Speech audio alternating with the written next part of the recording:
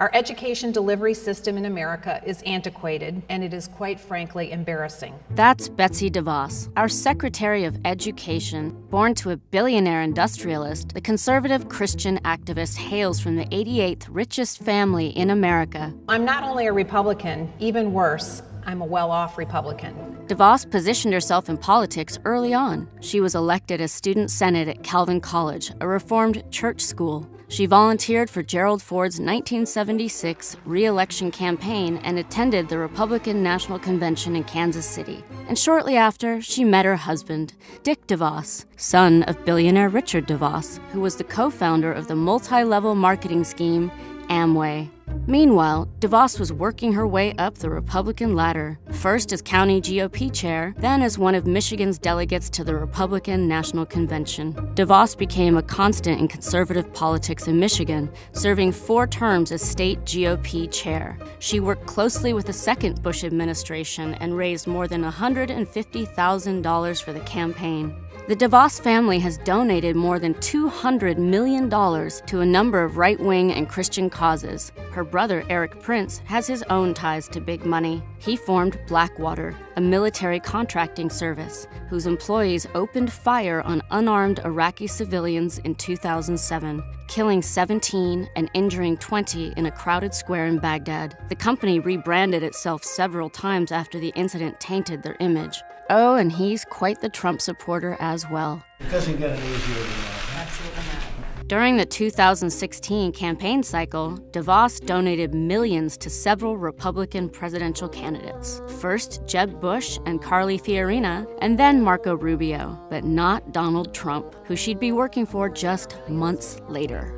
It was clear she was laying the groundwork for something with her donations to conservative causes. In a 1997 op-ed, DeVos admitted, "I have decided to stop taking offense at the suggestion that we are buying influence. Now I simply concede the point. They are right. We expect a return on our investment." 20 years later, Senator Bernie Sanders put her on the spot about this exact concept. Do you think if you were not a multi-billionaire, if your family has not made hundreds of millions of dollars of contributions to the Republican Party, that you would be sitting here today? By the end of 2016, that investment finally paid off.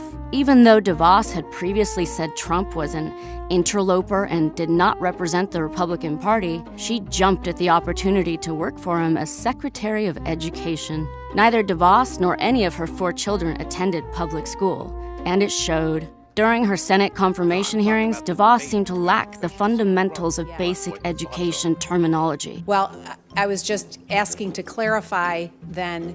Well, this is a subject that has been debated in the education community for years. But it surprises me that you don't know this issue. Despite numerous slip-ups, evasive answers, and a letter from some of her fellow college classmates that urged the Senate not to confirm her, DeVos locked the position in after Vice President Mike Pence cast an unprecedented tie-breaking vote. The Vice President votes in the affirmative, and the nomination is confirmed. President.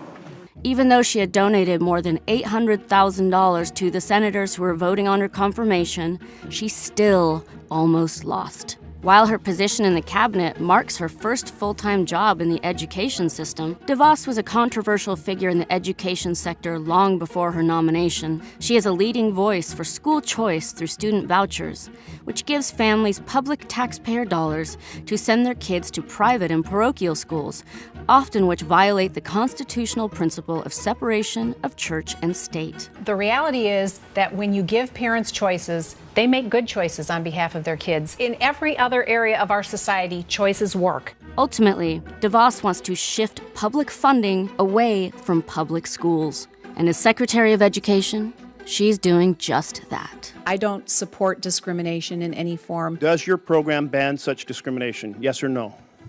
What program are you talking about? Your charter school and your private school grant program. As I said before, and let me say it again, schools Saying the that same receive thing 10 federal times funds when you're not answering the question need to does not follow help. federal law, period.